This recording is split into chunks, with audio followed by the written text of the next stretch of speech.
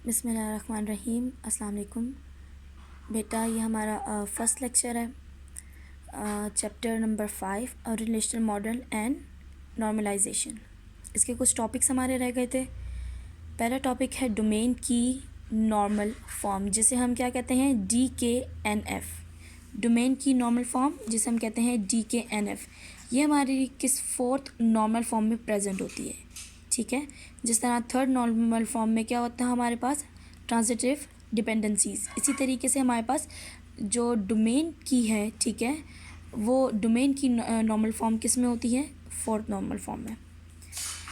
अब डोमेन की है क्या, वो कह रहा है कि डोमेन की normal form is a normal form use in database normalization which require that the database contains no constraints other than domain constraints and key constraints। अब वो क्या ये रहा है कि डेटाबेस में क्या होना चाहिए, अगर हमारे पास डोमेन की है तो सिर्फ डोमेन की के ही क्या हो, कॉन्स्टेंट्स हो। कॉन्स्टेंट्स क्या होते हैं, कंडीशंस। सिर्फ किसकी कंडीशंस हो, डोमेन की ही कंडीशन, डोमेन की ही सिर्फ क्या हो, कंडीशंस। और किसकी कंडीशंस हो सिर्फ, या कॉन्स्टेंट्स किसके हो, की कॉन्स्टेंट्स के। अच्छा, जब हम अपने टेबल पे की लगाते हैं, आपको ये बात पता है कि की हम उस कॉलम में उस एट्रीब्यूट पे लगाते हैं जो कि आइडेंटिफाई कर सके हर रिकॉर्ड को, जो कि डिफरेंट हो, सिमिलर ना हो, किसी एक रिकॉर्ड से भी मैच ना करता हो। ठीक है, इसके ये हमारे पास की के क्या हैं, कॉन्स्टेंट्स हैं। इसी तरीके से हमारे पास जो डोमेन है, डोमेन की कॉन्स्टेंट्स क्या हैं, डोमेन की कॉन्स्टेंट ये हैं जो ईच सेल है, यानी हर एक सेल का, ये जो हमारे पास सेल है, इस सेल को हम कह रहे हैं डोमेन कॉन्स्टेंट्स। इसमें हमारे पास क्या होगा, देखो बेटा, एक हमारे पास ये हो गया ID, एक मेरे पास मैं कहती हूँ ये नेम है, ये मेरे पास है एड्रेस का कॉलम। अब क्या किसी का नंबर हमारे पास इंटीजर में हो सकता है, इंटीजर में नहीं होता ना नेम कभी भी। हमारे पास इंटीजर में क्या होगा, सिर्फ ID। ठीक है, इंटीजर में हमारे सिर्फ क्या होगा, हमारे पास ID।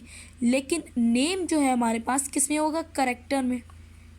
नेम के जो हम डाटा टाइप देंगे या जिस चीज़ में हम इनिशियलाइज करवाएंगे, नेम किस में आएगा, हमारा करेक्टर टाइप में। ठीक है, नेम हमेशा हमारा करेक्टर टाइप में आता है। और जो हमारे पास आइडेंटिफाई की होती है वो किस में आती है, या ID हम कहें, वो किस में आती है, इंट में आती है। ठीक है, तो वो यही कह रहा है कि हमारे पास अगर डेटाबेस है तो डेटाबेस में की कॉन्स्टेंट्स और डोमेन कॉन्स्टेंट्स होने चाहिए। नेक्स्ट हमारे पास आता है synthesis of relations. Synthesis of relations क्या है, synthesis of relation is based on the assumption that a database can be described by a given set of attributes and a given set of functional dependency and 3NF और BCNF relations। आपको पता है कि हमारे पास functional dependencies क्या है, functional dependencies क्या होती हैं। देखिए बेटा, फंक्शनल डिपेंडेंसी यानी डिपेंड करना, डिपेंडेंसीज खुद बता रहा है कि डिपेंड करना, एक टेबल दूसरे टेबल पे अगर डिपेंड कर रहा है तो वो उसे क्या कहते हैं, फंक्शनल डिपेंडेंसी। ठीक है, अब वो कह रहा है कि जो सिंथेसिस रिलेशनशिप है, ये सिंथेसिस रिलेशंस जो हैं, ये एक मेथड है। ठीक है, डेटाबेस का एक मेथड है जो कि बेस करता है किस पे, अजम्पशंस। अजम्पशंस क्या होती है, एज्यूम करना, लेट करना, ठीक है, सपोज करना, इस पे बेस करता है। ठीक है, फिर वो कह रहा है कि जो डेटाबेस है वो डिस्क्राइब किया जाता है किससे, सेट ऑफ एट्रीब्यूट्स। एट्रीब्यूट्स होते हैं तो हम उसे डेटाबेस, ठीक है, डेटाबेस में एट्रीब्यूट्स होते हैं, तब हमें पता चलता है कि ये सारे एट्रीब्यूट्स कंबाइन करके बहुत से एट्रीब्यूट्स का सेट बना के एक हमारे पास क्या बना, डेटाबेस। इसी तरीके से वो कह रहा है कि set of functional dependencies, her database में बहुत से क्या होते हैं, फंक्शनल डिपेंडेंसीज होती हैं। सिर्फ ऐसा तो नहीं है कि एक चीज़ एक टेबल दूसरे टेबल पे ही डिपेंड कर रहा है। ऐसा भी तो हो सकता है कि एक टेबल दो टेबल्स पे डिपेंड कर रहा हो, या एक नाम या एक कोई स्टूडेंट या कोई एक बुक जो है दूसरी उस पर डिपेंड कर रही हो। जिस तरीके से हमारे पास क्या होता है, हमारे पास प्री रिक्विजिट कोर्स होते हैं, उसका काम क्या होता है कि अगर एक हमने ये पास किया है कोर्स 1, जिस तरह मैं आपसे कहती हूँ कोर्स 1 है हमारे पास एक, ठीक है, C1, और मेरे पास है एक C7, ठीक है, कोर्स 7। अब इसका जो डिपेंड कर रहा है वो इस तरीके से, अगर कोर्स कोर्स 1 मैंने पास किया है, उसमें मैंने क्लियर कर लिया है, तभी मैं कोर्स 7 पढ़ सकूँगी। अगर मैंने कोर्स 1 क्लियर नहीं किया और जब तक मैं कोर्स 1 क्लियर नहीं करूँगी तब तक मैं कोर्स 7 नहीं पढ़ सकती। तो ये क्या है, डिपेंडेंसीज हैं, डिपेंड कर रहा है, ठीक है। कोर्स 7 कोर्स 1 पे डिपेंड कर रहा है कि जब तक कोर्स 1 क्लियर नहीं होगा तब तक कोर्स 7 नहीं पढ़ाया जा सकता, ये नहीं पढ़ सकती मैं, ठीक है। अब हमारे पास नेक्स्ट टॉपिक है बेटा multiple dependencies, multi valued dependency. अच्छा, मल्टी वैल्यूड डिपेंडेंसी क्या होता है बेटा?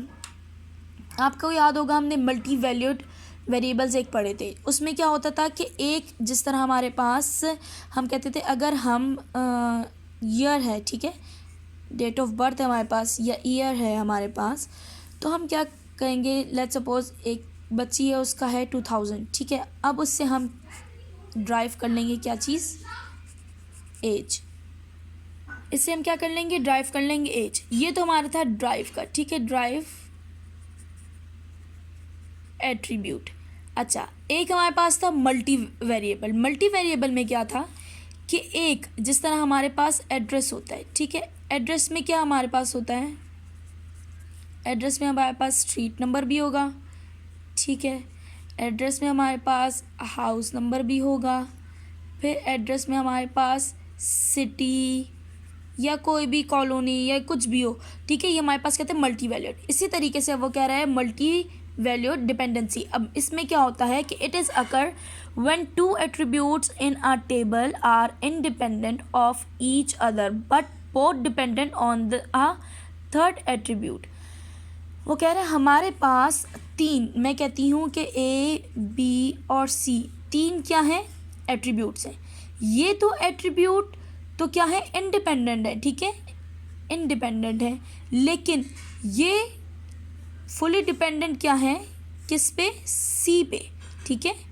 वैसे तो इंडिपेंडेंट है लेकिन ये दोनों सी पे डिपेंडेंट है, आपस में ये दोनों नहीं इंडिपेंडेंट, ठीक है, सॉरी, आपस में दोनों डिपेंडेंट नहीं है, लेकिन ये एक थर्ड वेरिएबल पे, ये थर्ड एट्रीब्यूट पे क्या होते हैं, डिपेंडेंट होते हैं। तो इसे क्या कहते हैं हम, मल्टी वैल्यूड डिपेंडेंसी। अब वो यही कह रहे हैं आगे कि multi valued dependency consist of at least two attributes that are dependent on a third attribute. That's why it is required at least 3 attributes, यानी 2 attributes जो कि इंडिपेंडेंट हैं और वो तीसरे पे जाके क्या हैं, डिपेंडेंट हैं। तो इसलिए हमें मिनिमम इसमें 3 attributes क्या होते हैं, इंक्लूड होते हैं, ताकि ये क्या वो हो सके, हम इन्हें कहते हैं फिर इसको क्या, मल्टी वैल्यूड डिपेंडेंसी। यहाँ तक बेटा अगर आपको कोई कन्फ्यूजन है, कुछ भी है, तो आप मुझसे पूछ सकते हैं। और आपका यहाँ पे चैप्टर हमारा कंप्लीट होता है। इंशाल्लाह हम नेक्स्ट लेक्चर में नया चैप्टर स्टार्ट करेंगे। अल्लाह हाफ़िज़।